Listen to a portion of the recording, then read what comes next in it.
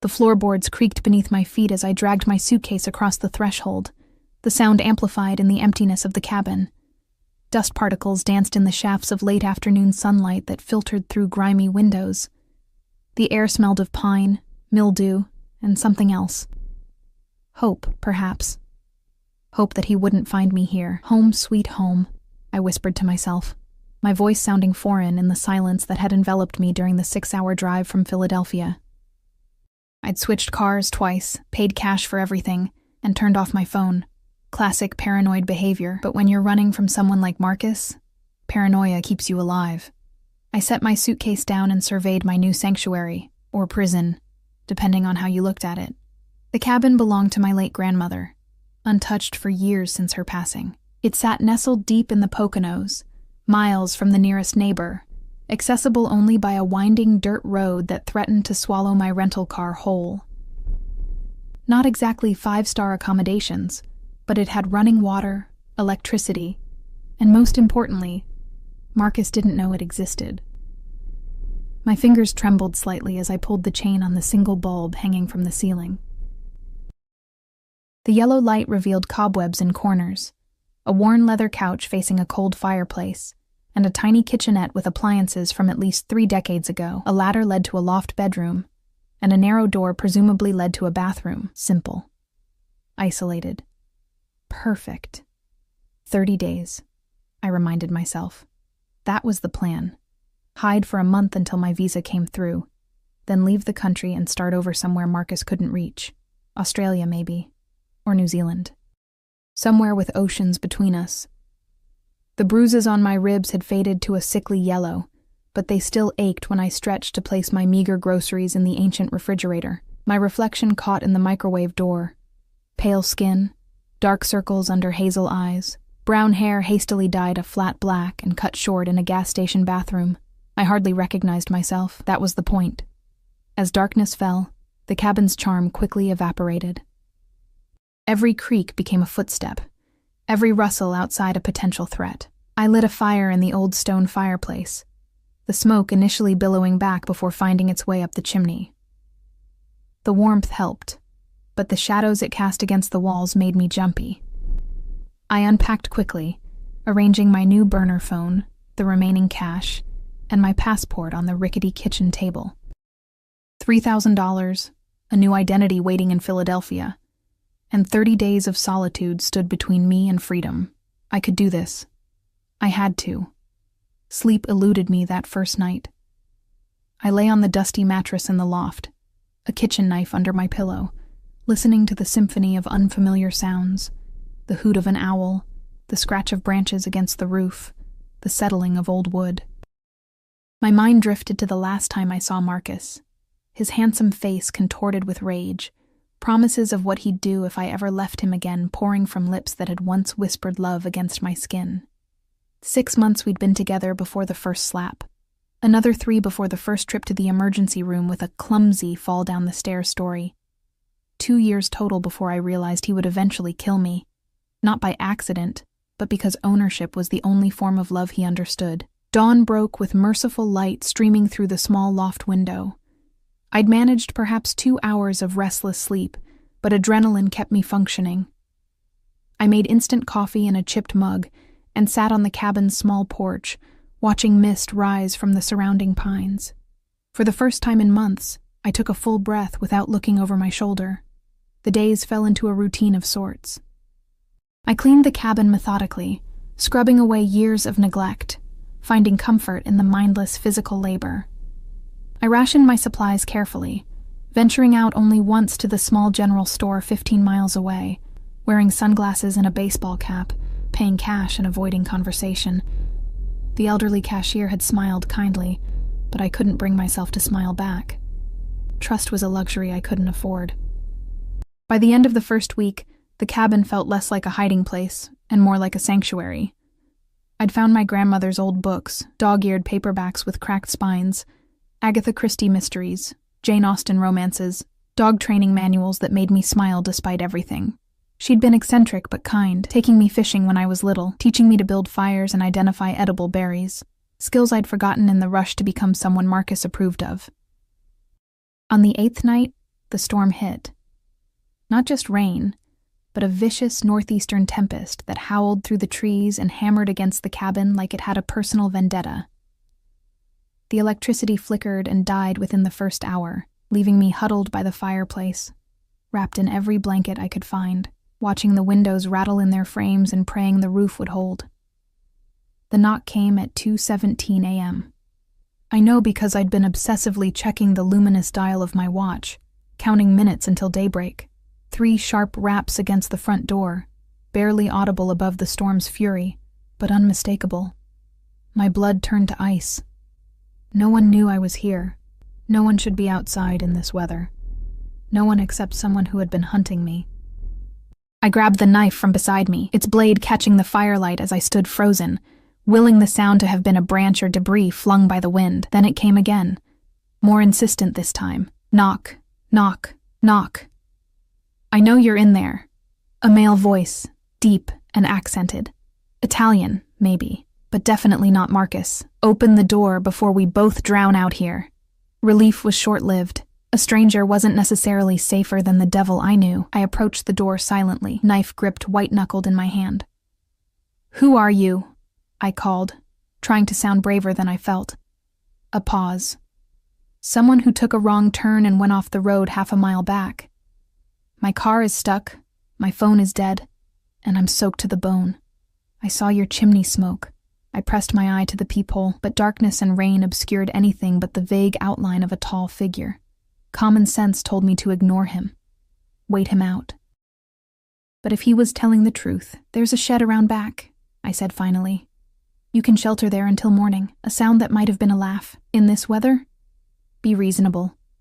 I just need to use your phone and wait out the worst of the storm. My grandmother had always said my soft heart would be my undoing. She wasn't wrong. I don't have a landline, and cell reception is non-existent here, I said, which was true. How do I know you're not lying? You don't, came the simple reply. But I give you my word I mean no harm. And if I did, this flimsy door wouldn't keep me out anyway. The casual threat in his words sent a chill down my spine, but there was something in his tone, not desperation exactly, but a certainty that I would eventually comply, that made me uneasy in a different way. I made a decision, probably a foolish one. Step back from the door, 10 feet. I have a gun. A lie, but he didn't know that. I'll open it, but you stay where you are until I say otherwise. No response, but I imagined him complying. I took a deep breath, turned the deadbolt, and pulled the door open just enough to peer out, knife hidden behind it. The storm rushed in immediately, wind, rain, and the silhouette of a man standing exactly where I'd instructed, illuminated briefly by a flash of lightning. That momentary glimpse burned into my retinas. Broad shoulders in a soaking wet suit that probably cost more than my car, dark hair plastered to a face with features that seemed carved from marble, and eyes that assessed me with an intensity that made me instinctively tighten my grip on the knife. He was nothing like Marcus. Where my ex was all golden California good looks and practiced charm, this man exuded a cold, controlled power. No smile, no attempt to appear harmless. Just watchful patience and something else I couldn't name. May I come in now? His voice carried easily over the storm, that slight accent wrapping around the words like silk over steel. Another flash of lightning revealed something I'd missed. A sleek black car half visible through the trees, nose buried in mud. So he hadn't been lying. At least not about that. Fine, I said, stepping back. But slowly. He moved with unexpected grace for someone his size, crossing the threshold in 2 long strides. Water cascaded from his clothes onto my clean floor, and I had the absurd urge to hand him a towel before remembering this wasn't a social call. Up close, he was even more imposing. Well over 6 feet, with the physique of someone who didn't get that way from casual gym visits. I closed the door against the storm, but maintained distance between us. Knife now visible in my hand. That's far enough. He glanced at the knife with something like amusement. I appreciate the caution, but it's unnecessary. As I said, I just need to wait out the storm. His eyes surveyed the cabin, taking in the sparse furnishings, the single suitcase, the careful organization that screamed temporary accommodation. You're alone here? He asked, though it sounded like he already knew the answer. My husband will be back any minute. I lied. He went to check on our generator. The stranger's mouth quirked slightly at one corner. In this weather? He must be devoted. He made no move to remove his sodden jacket or shoes. You have a name? Jane, I said, the alias I'd been using since I left. Jane, he repeated, as if tasting the word and finding it lacking. I'm Alessio. No last name. Just like I'd given no last name. We were both lying about something, it seemed. There are towels in the bathroom, I said, gesturing with my free hand while maintaining my grip on the knife. First door on the right. You can dry off there. He nodded once, a regal acknowledgement, and moved toward the bathroom with that same deliberate grace. I noticed he didn't leave wet footprints. He was gliding his feet across the floor to avoid marking it. The consideration was unexpected, and somehow more unsettling than rudeness would have been. While he was in the bathroom, I quickly scanned the cabin for anything that might reveal my true identity. The passport and cash were already hidden under a loose floorboard beneath the couch. Nothing else would give me away. When he emerged, he'd removed his suit jacket and shoes, leaving him in a white shirt that clung to his torso and black dress pants. He'd made an attempt to dry his hair, which now curled slightly at the nape of his neck. Without the added bulk of the jacket, I could see the lean, muscular build beneath, and something else that made my stomach drop. Just visible beneath his arm, where the wet shirt had become almost transparent, was the outline of a shoulder holster. He was armed. Our eyes met, and I knew he knew I'd seen it. Neither of us spoke for a long moment. You said you went off the road, I said finally, voice steadier than I felt. Where were you headed? Business in Stroudsburg, he replied, making no move to explain the gun or remove it. I took what my GPS assured me was a shortcut. Clearly, technology sometimes lies. My mind raced. Stroudsburg was at least 40 miles away. What kind of business would bring a man in a bespoke suit and a concealed weapon to a town like that? Nothing legal, most likely. The storm should pass by morning, I said. You can sleep on the couch. I'll be upstairs. Where I could barricade myself in was the unspoken addition. He smiled then, a slight curve of lips that didn't reach his eyes. Very hospitable, Jane. Thank you. I gathered a spare blanket and pillow, tossing them onto the couch without approaching him. There's water in the kitchen if you're thirsty. Bathroom's all yours. I'm going to bed. As I turned toward the ladder, his voice stopped me. Strange place for a woman to be alone. The observation hung in the air between us. I looked back at him, meeting his gaze directly. I could say the same about you. Strange road for a businessman to be traveling alone at night. Something flickered in his eyes. Approval, perhaps. Fair enough. Sleep well, Jane. I climbed the ladder to the loft, hyper-aware of his eyes on me until I disappeared from view. Sleep was out of the question now. I arranged pillows under the blanket to resemble a sleeping form, then positioned myself at the top of the ladder, knife in hand, prepared for a long night of vigilance. Below, I could hear him moving quietly around the cabin. The soft clink of a glass in the kitchen, the creak of the couch as he settled his weight onto it. Then silence, broken only by the continuing rage of the storm outside. I didn't know who this Alessio was, but one thing was clear.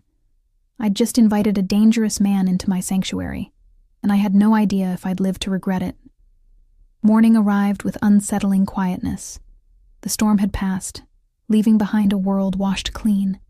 Sunlight filtering through leaves still heavy with raindrops. I hadn't slept, my body aching from hours perched at the top of the ladder, listening to every sound from below. There hadn't been many.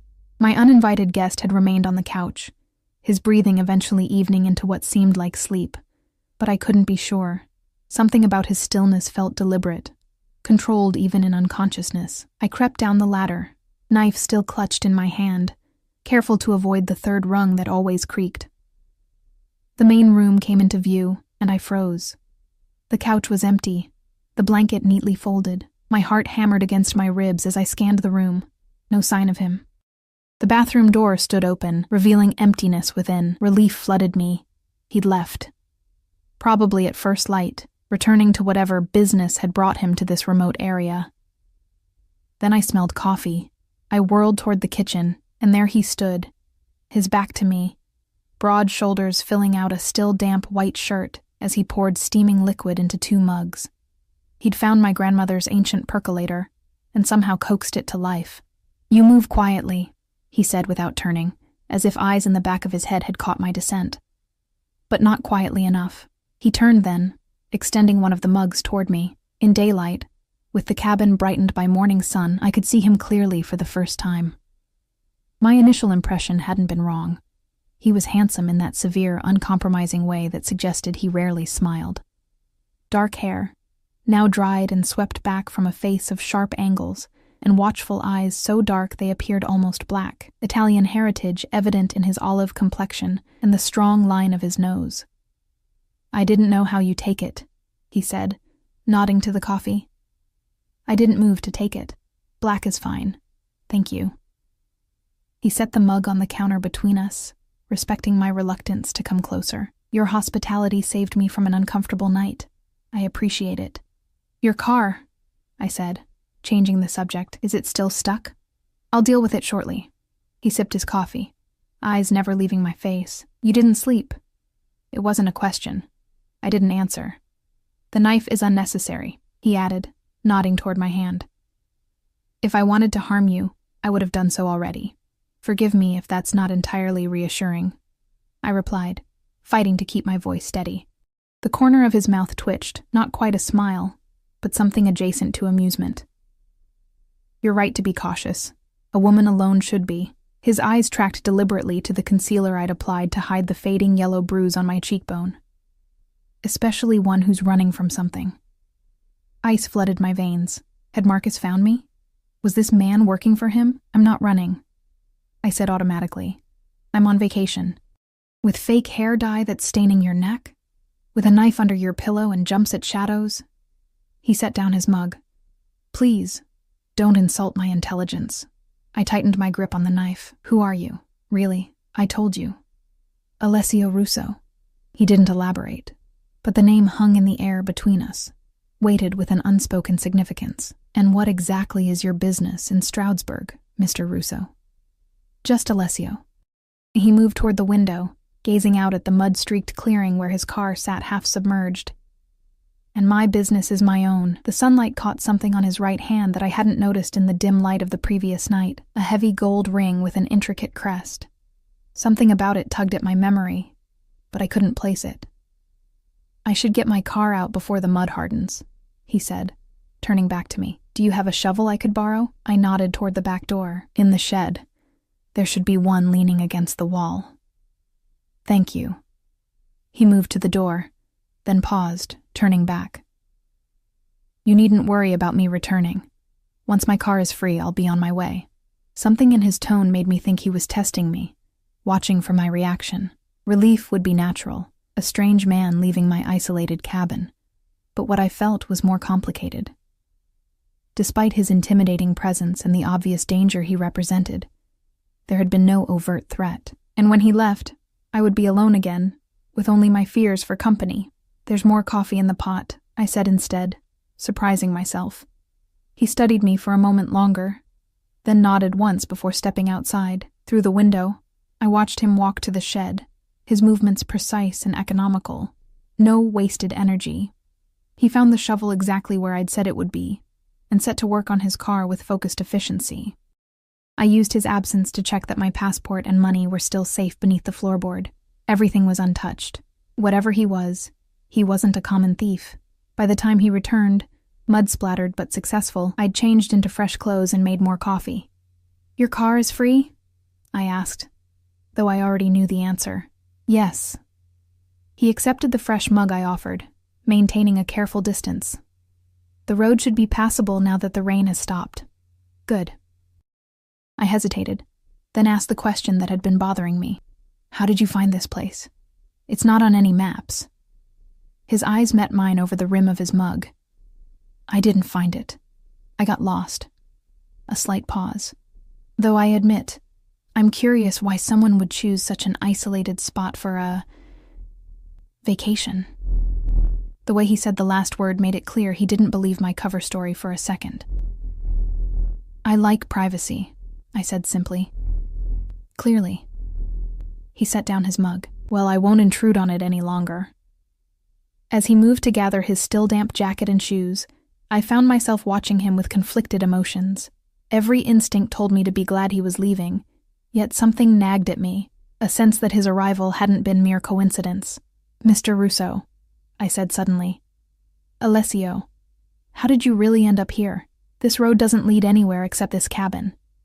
He paused in the act of putting on his jacket, something unreadable crossing his face. "Perhaps I was meant to find you." The statement hung between us, loaded with implications I couldn't decipher. "What does that mean?" I asked, tensing.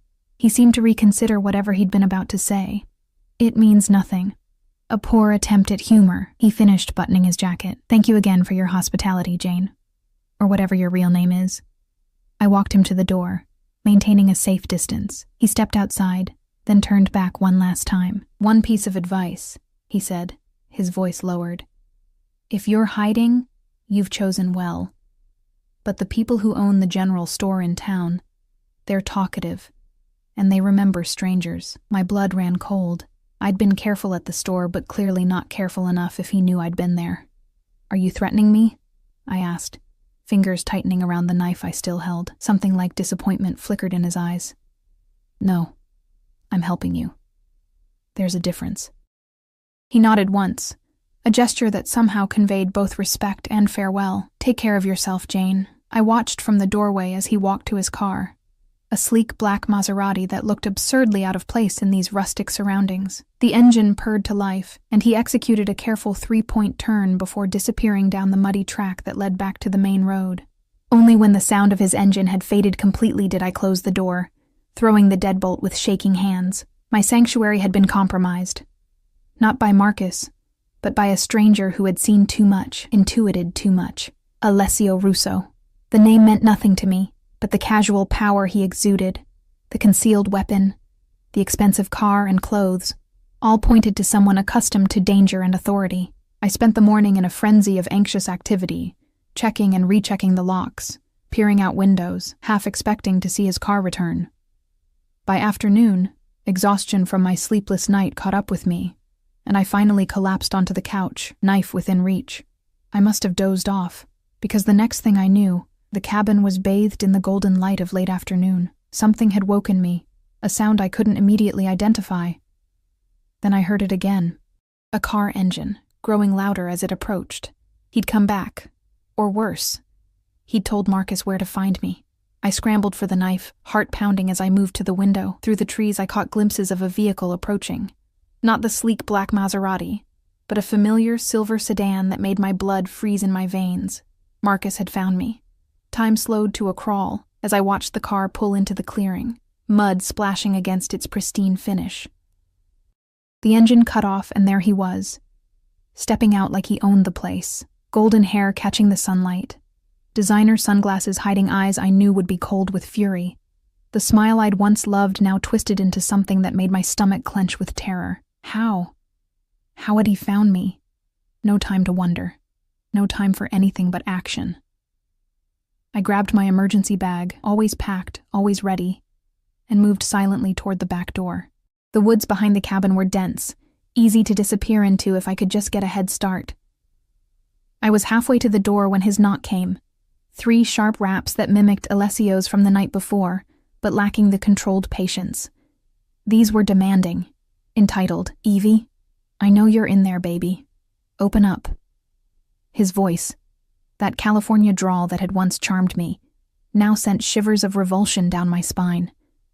"Come on, Evie. Don't make this harder than it needs to be. I just want to talk." I froze, unable to move, unable to breathe. The back door was just steps away, but my legs wouldn't cooperate. "Fine. Have it your way." The sound of something heavy striking the door jolted me back to reality. He was trying to break in. I bolted for the back door, throwing it open and plunging into the woods, just as I heard the front door splinter inward. Marcus's enraged shout followed me as I ran, weaving between trees, bag clutched to my chest, branches whipping at my face. "Evie, you can't run from me." I ran anyway, blind with terror, no direction in mind except away. Away from the cabin, away from him, away from the life I was trying to escape. I didn't see the route until it was too late. My foot caught, and I went down hard, pain shooting up my ankle as I tumbled down a small embankment.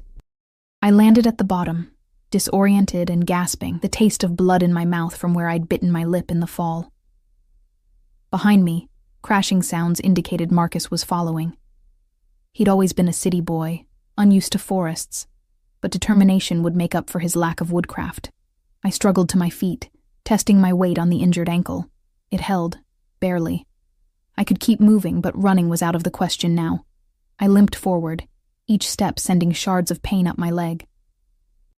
The forest grew denser, pine needles cushioning my faltering steps as I ventured deeper into unfamiliar territory. Behind me, Marcus's shouts grew more distant, then louder again as he changed direction. He was hunting me, quartering the forest methodically like the predator he was. "You're only making it worse, Evie." His voice echoed among the trees. "You know I'll find you eventually." I bit back a sob, pressing my hand against my mouth to silence my ragged breathing. Twilight was approaching, the forest darkening by increments. In the failing light, I spotted a fallen tree, its massive trunk hollowed by rot and age. Not perfect, but the only hiding place available. I crawled inside, ignoring the smell of damp earth and decay, making myself as small as possible.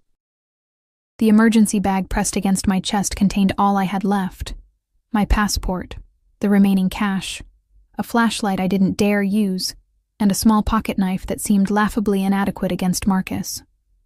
Time stretched, marked only by my thundering heartbeat and the distant sounds of Marcus crashing through the underbrush. The forest settled into night, temperatures dropping rapidly. My thin jacket offered little protection against the mountain chill, and my injured ankle throbbed mercilessly. "Evie!" His voice came again, closer now. "It's getting cold, baby. You're hurt. I saw the blood. Just come out and we can talk about this." The false concern in his tone made bile rise in my throat. How many times had I heard that voice after he'd hurt me? The same honeyed words, the same promises it wouldn't happen again, the same underlying threat that disobedience would only make things worse. A beam of light swept across the forest floor near my hiding place. He had a flashlight. I pressed myself further into the hollow, praying the rotting wood wouldn't collapse under my weight. The light stopped, hovering just feet from my position. "I know you're close," he said, voice deceptively soft. "I can feel you, Evie. I've always been able to feel you." I held my breath, eyes squeezed shut as if that could somehow make me invisible. The crunch of leaves came nearer. 1 step, 2, a third that brought him right beside the fallen tree. "Found something interesting in your cabin," he continued conversationally.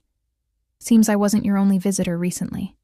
Expensive coffee grounds in the trash, 2 mugs in the sink." A pause, heavy with implication. "You move on quickly, don't you? Is that why you ran? Found yourself a new man?" Relief flooded through me. He didn't know about Alessio specifically, just that someone had been there. But the relief was short-lived as his next word sent ice through my veins. "Doesn't matter. Whoever he is, he can't have you. You're mine, Evie. You've always been mine." The flashlight beam moved away, and his footsteps receded slightly. But I knew better than to move. Marcus was testing me, trying to flush me out by making me think he'd left. Minutes stretched painfully. My limbs grew numb from cold and the awkward position. Just when I thought I couldn't endure another moment, a new sound cut through the forest. A car engine, powerful and distinctive, approaching the cabin. Marcus's light swung wildly as he turned. "Who the hell?" I couldn't see what was happening, but I heard Marcus's footsteps retreating hastily toward the cabin. I waited, counting to 100 before cautiously extracting myself from the hollow tree. Standing was agony, my ankle nearly buckling as I tested my weight. Using a branch as a makeshift crutch, I hobbled toward the edge of the forest, where I could just make out the cabin's outline against the night sky. 2 vehicles were parked in the clearing, Marcus's silver sedan and a familiar black Maserati. Alessio had returned. I crept closer, staying within the tree line, straining to hear the confrontation that must be occurring. As I neared, voices carried on the still night air. "Looking for my girlfriend," Marcus was saying, his charm cranked to maximum. "We had a little disagreement and she ran off. I'm worried about her safety. Your girlfriend. Alessio's voice was flat, unimpressed. And you are? Marcus Thorne. And you are someone who doesn't believe your story? The cold dismissal in Alessio's tone would have made me smile under different circumstances. The woman who stays here, she had bruises, healing ones. A pause, then Marcus's voice hardened. Look, I don't know who you think you are, but this is between me and Evie. Evie, Alessio repeated, and I could almost see him filing away my real name. Well, Marcus Thorne, it appears Evie doesn't want to be found, by you at least. You don't understand. I understand perfectly, Alessio cut him off. I understand the kind of man who hunts a woman through the woods at night, who breaks down doors, who leaves bruises. The tension in the air was palpable, even from my position at the forest's edge. I held my breath, uncertain what would happen next. Marcus wasn't used to being challenged, especially by another man. His fragile ego wouldn't tolerate it. Who the fuck do you think you're talking to? Marcus's voice rose, the facade of charm evaporating. This is none of your business. Get in your fancy car and drive away before I make you regret sticking your nose where it doesn't belong. A sound that might have been a laugh from Alessio. Is that a threat, Mr. Thorne? It's a promise. I heard movement. Marcus was always physical when angered, throwing his weight around to intimidate. I pictured him stepping into Alessio's space, using his height and build the way he'd used it countless times to tower over me. But whatever happened next wasn't what I expected. There was a muffled grunt, a thud, and then Marcus's voice, now tight with pain. Let go of me, you psycho. Listen carefully, Alessio said, his voice so low I had to strain to hear it. I'm going to release you. You're going to get in your car and drive away. You will not come back here. You will not look for Evie again. If I discover you've disregarded this advice, our next conversation will be significantly less pleasant. You don't scare me, Marcus spat, but the tremor in his voice belied his words. I should, Alessio replied simply. Men like you, who prey on women, who mistake fear for respect, you're nothing. Less than nothing.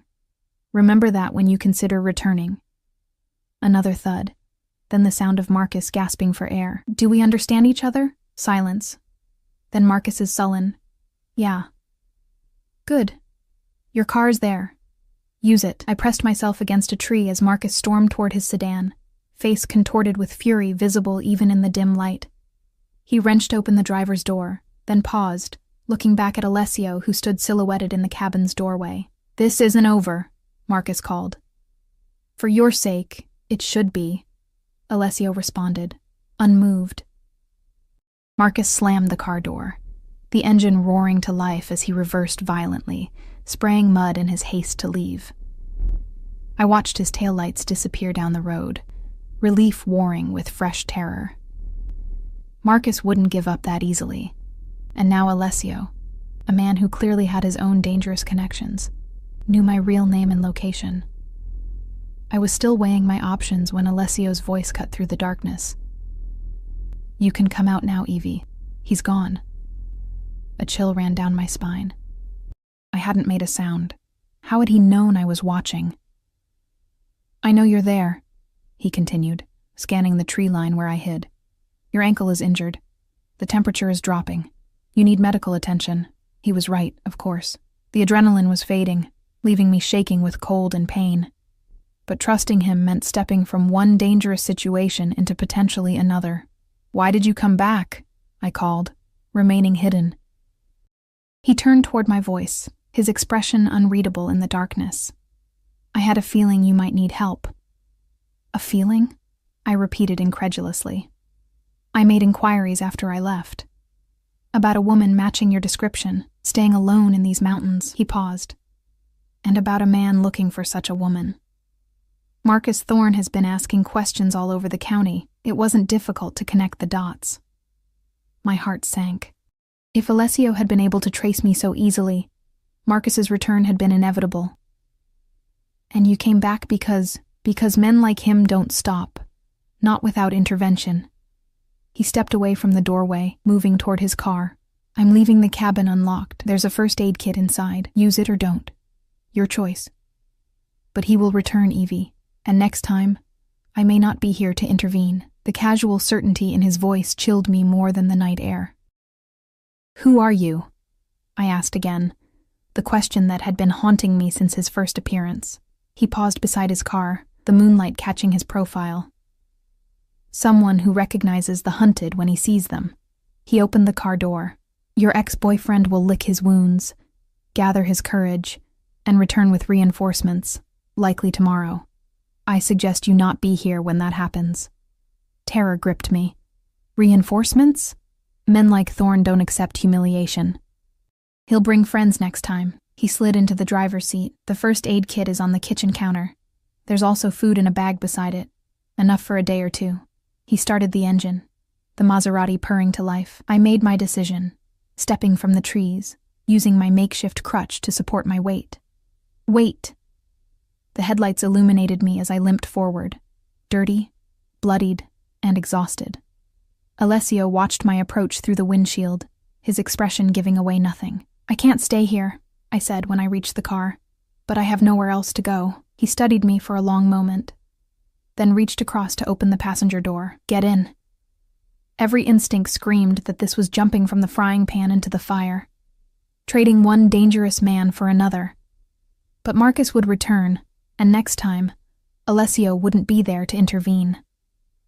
"Why are you helping me?" I asked, hovering beside the open door.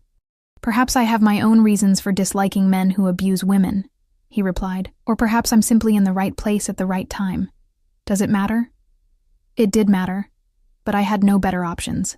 I slid into the passenger seat, the leather cool and butter soft against my skin.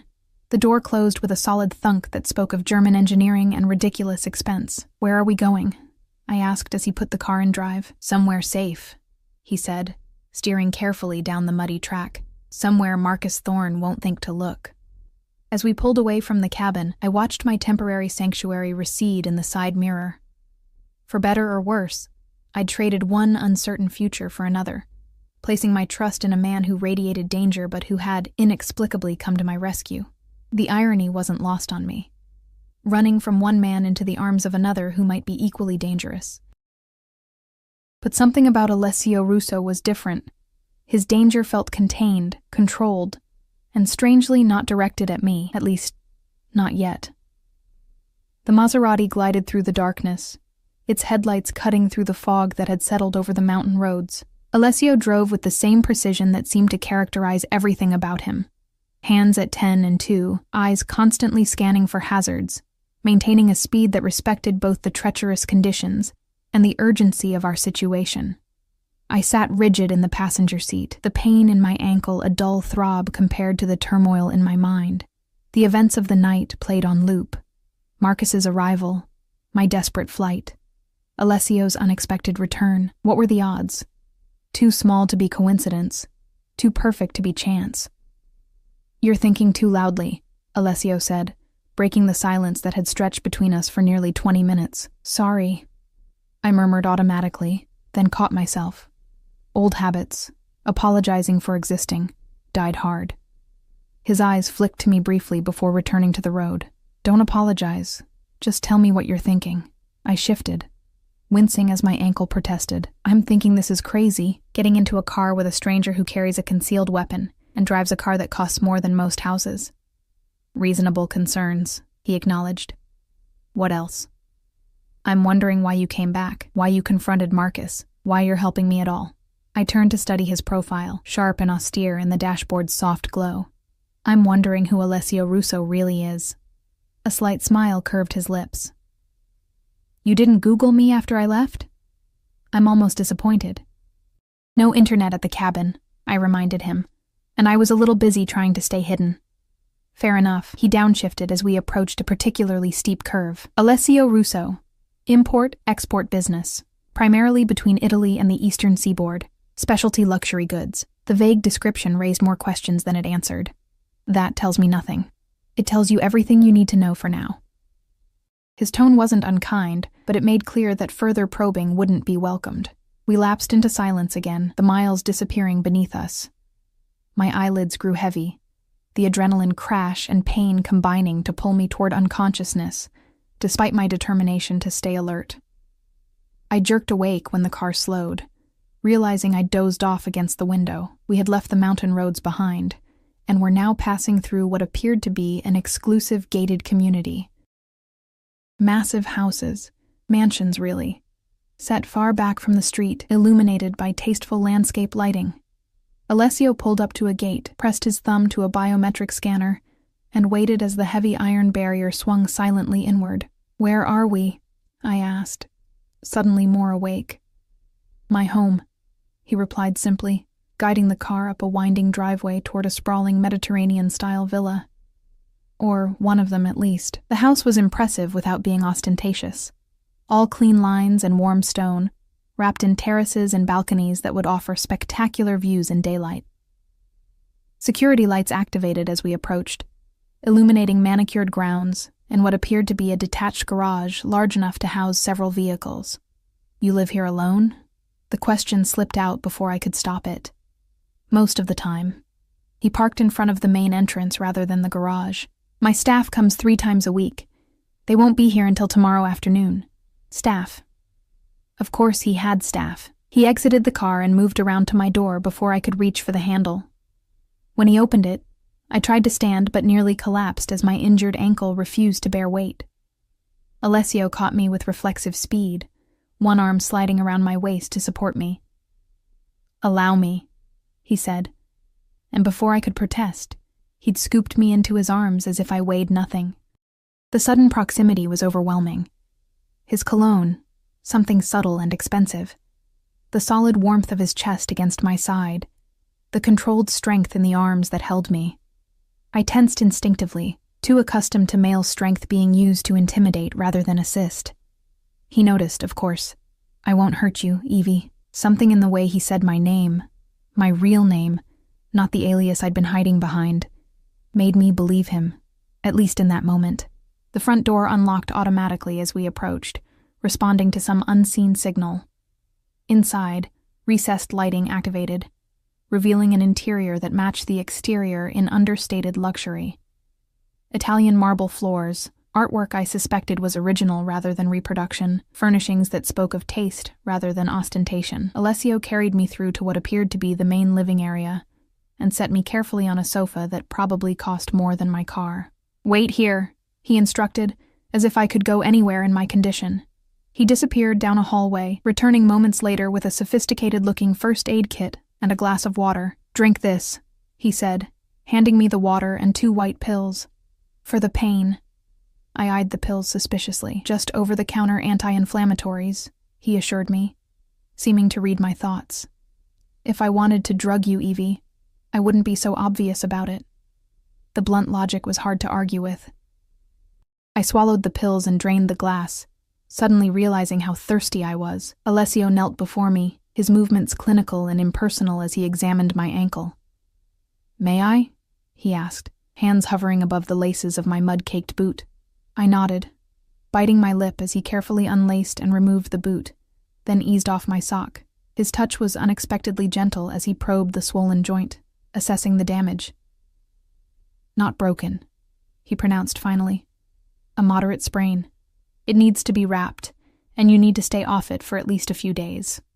He looked up, dark eyes meeting mine. "You're safe here in the meantime, am I?" The question escaped before I could filter it. His expression remained impassive, but something flickered in his eyes, perhaps respect for my continued wariness. "Yes. Whatever you may think of me, I have never hurt a woman, not like he hurt you." The certainty in his voice was disarming. I wanted to believe him, which was dangerous in itself. "You need to clean up," he continued, wrapping my ankle with practiced efficiency. "There's a guest suite down the hall with an attached bathroom. Everything you need should be there: towels, toiletries, even some clothes that might fit you. You often have women staying in your guest room?" I couldn't help asking.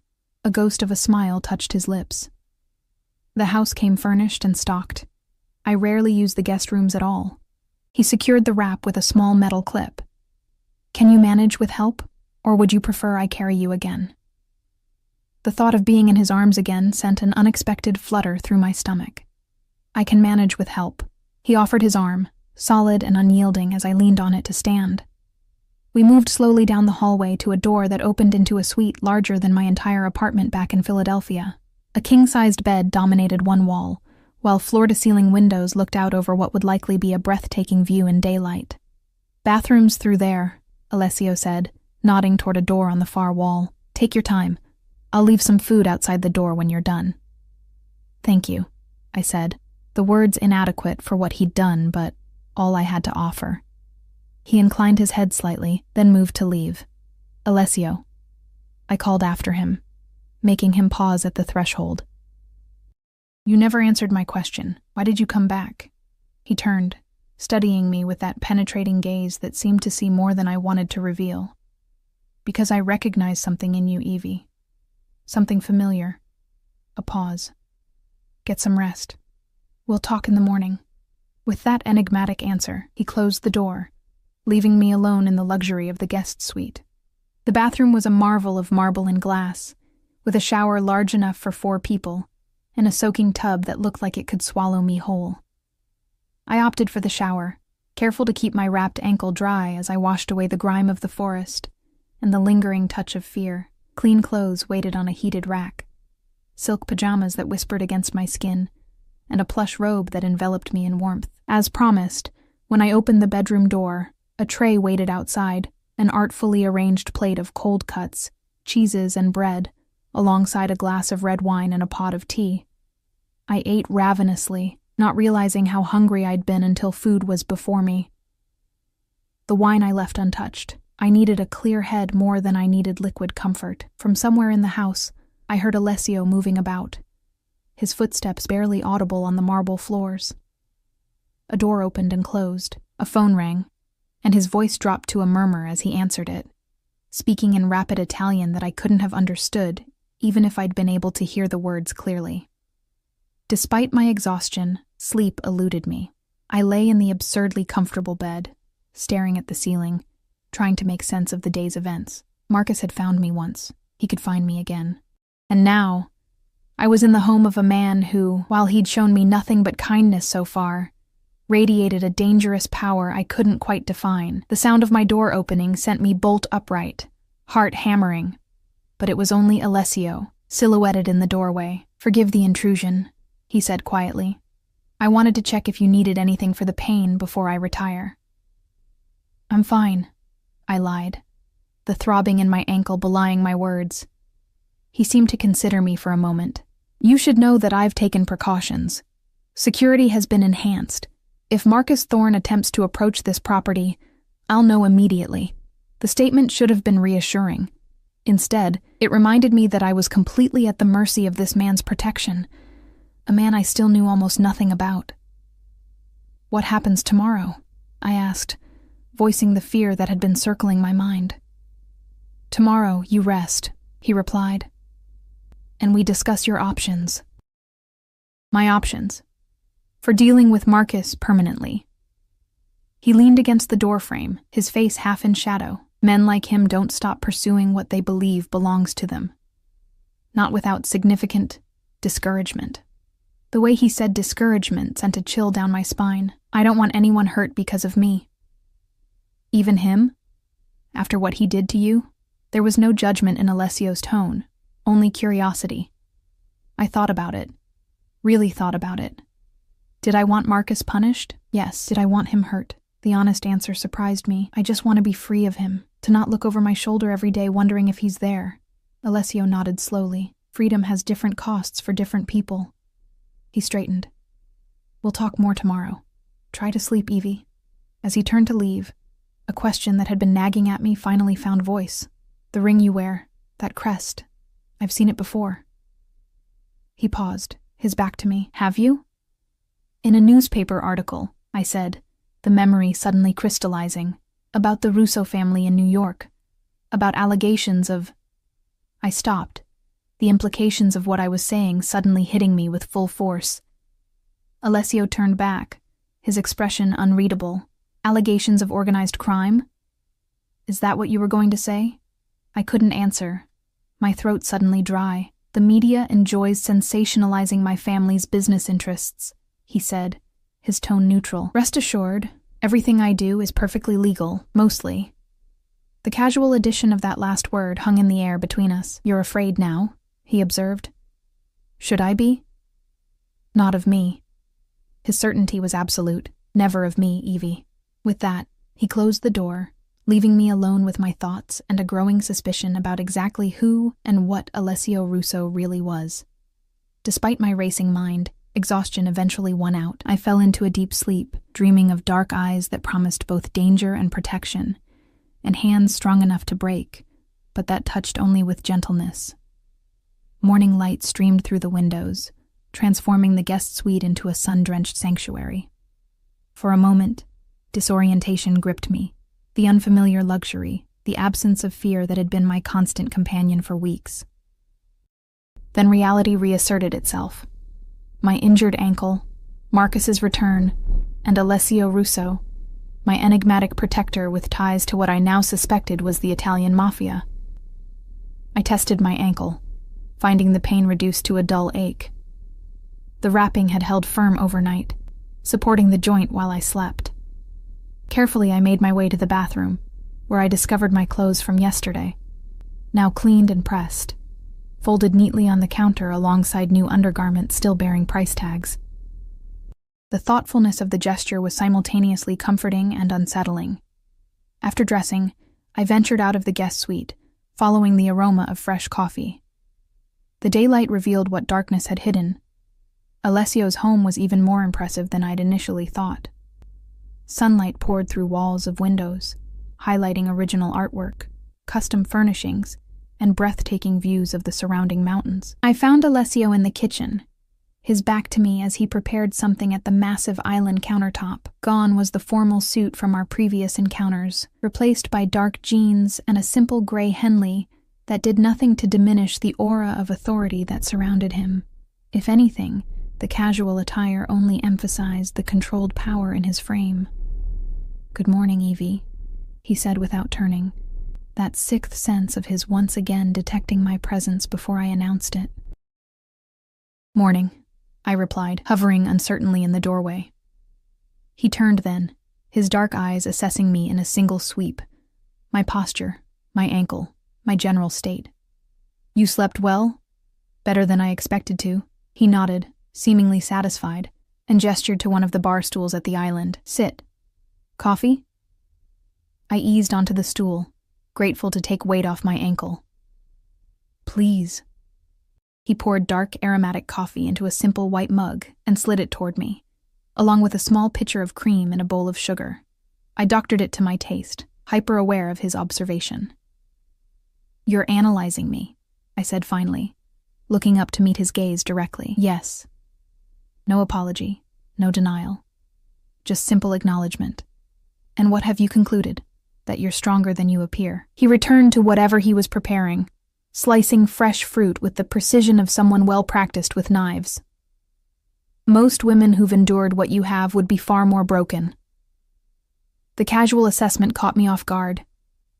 "You don't know what I've endured. I know enough." He placed a plate of fruit, cheese, and freshly baked bread before me. "Eat. We have much to discuss." I picked at the food, despite the gnawing hunger in my stomach. "About yesterday. About Marcus Thorne," he corrected, leaning against the counter with his own coffee. "And how to ensure he never threatens you again." The directness was jarring after months of Marcus's manipulative word games. "I was planning to leave the country," I said. "I have a visa application pending. Australia."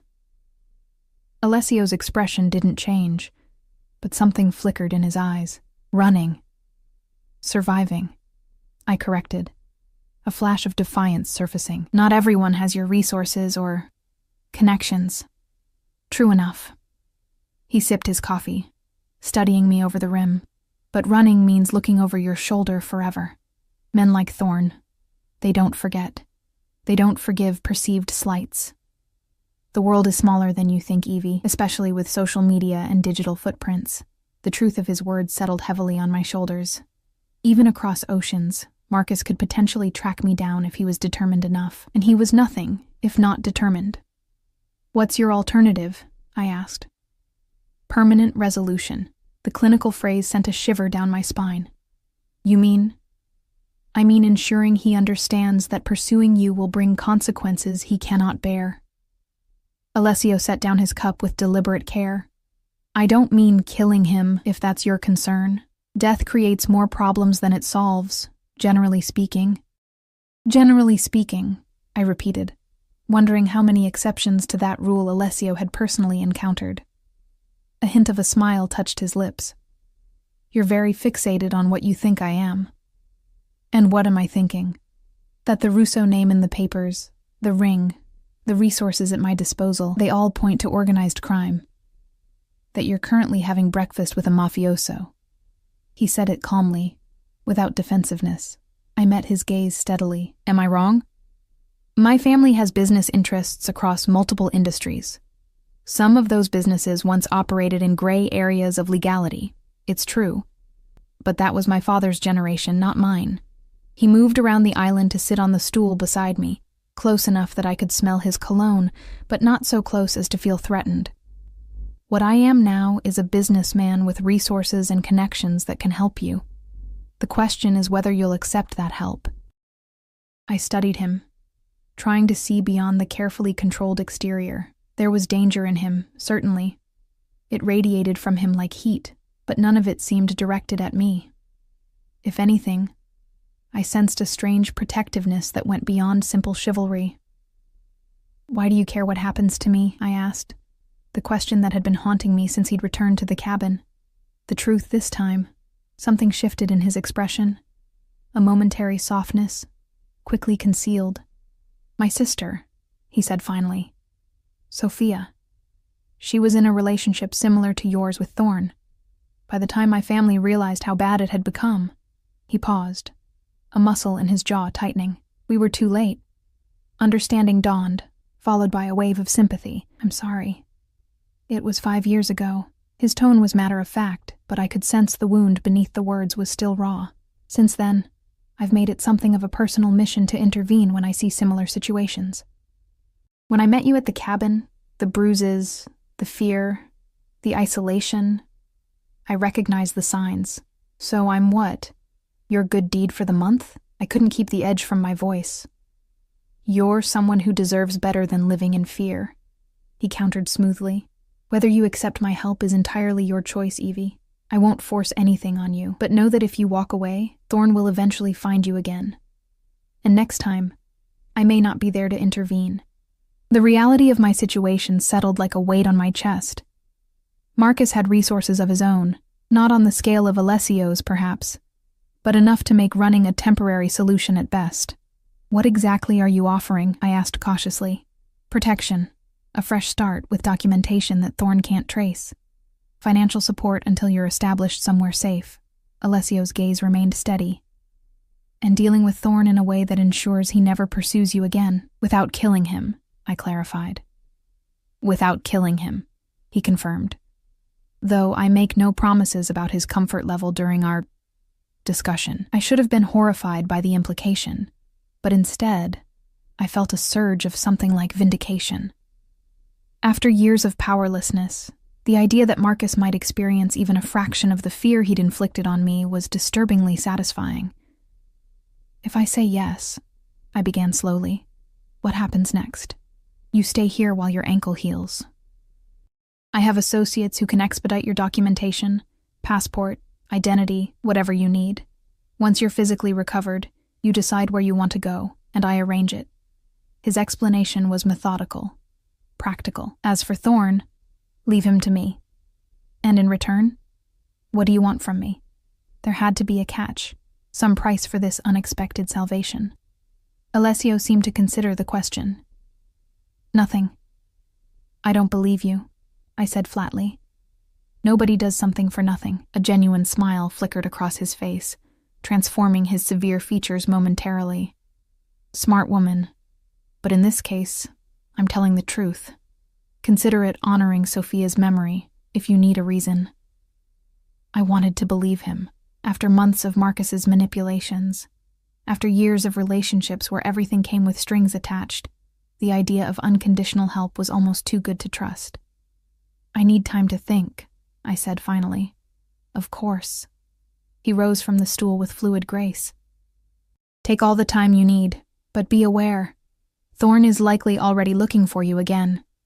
Your window for decisive action is limited. As if summoned by his words, Alessio's phone vibrated on the counter. He glanced at it, his expression hardening almost imperceptibly before he answered in rapid Italian.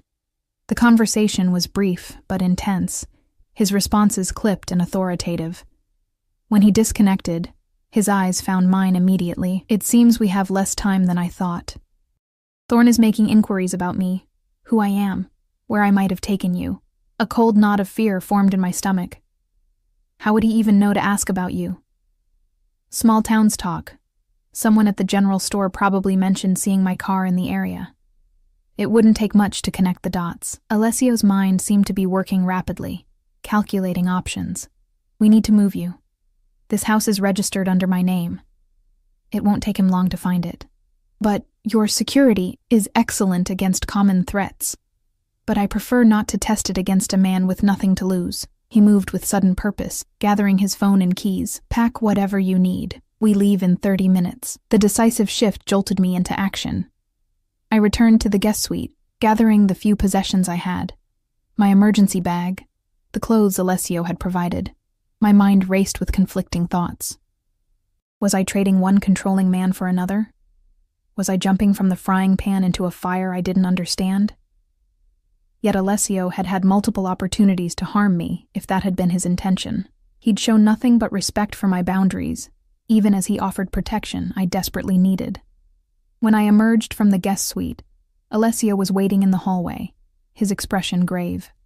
I've made arrangements. A property upstate, registered under a shell corporation. Untraceable to me or my family. You're coming with me? The question slipped out before I could consider it. Something softened in his gaze. Yes. Until I'm certain you're safe. The simple declaration shouldn't have brought the comfort it did. I hardly knew this man. Yet in the chaos of the past 24 hours, he'd become an anchor I found myself clinging to. We moved through the house toward the garage, Alessio carrying my bag, his hand supportively under my elbow, as I favored my injured ankle. The garage door opened to reveal not the Maserati from yesterday, but a nondescript black SUV with tinted windows. Less conspicuous, Alessio explained, helping me into the passenger seat and better suited for the terrain where we're going. As he slid behind the wheel, a new thought struck me. What about your business? Your life? You can't just drop everything to babysit me. His hands paused on the ignition. My business runs itself for the most part. As for my life... He glanced at me, something unreadable in his dark eyes. Perhaps this is exactly where I need to be right now. The SUV purred to life, and as we pulled away from the villa, I realized I had made my decision without consciously acknowledging it. I was placing my trust, my safety, my future, in the hands of Alessio Russo, a man who might be dangerous to the world, but had shown me nothing but protection. I accept your help, I said quietly, as we turned onto the main road, all of it. He nodded once, a small gesture that somehow conveyed both satisfaction and solemn promise. No harm will come to you, Evie. Not while I draw breath. And despite everything, the uncertainty, the danger, the lingering fear, I believed him. For the first time since I'd fled Marcus, I felt the tightness in my chest begin to ease. Whatever came next, I wasn't facing it alone. As we drove away from the rising sun, I caught Alessio watching me in brief glances when he thought I wouldn't notice. There was something in those looks beyond protection, beyond duty to his sister's memory. Something that, in another lifetime, under different circumstances, might have made my heart race for entirely different reasons. Perhaps when this was all over, when Marcus was no longer a shadow over my life, I might explore what that something was. For now, it was enough to know I was safer at the side of this dangerous man than I had been in years, and that, in itself, was its own kind of freedom.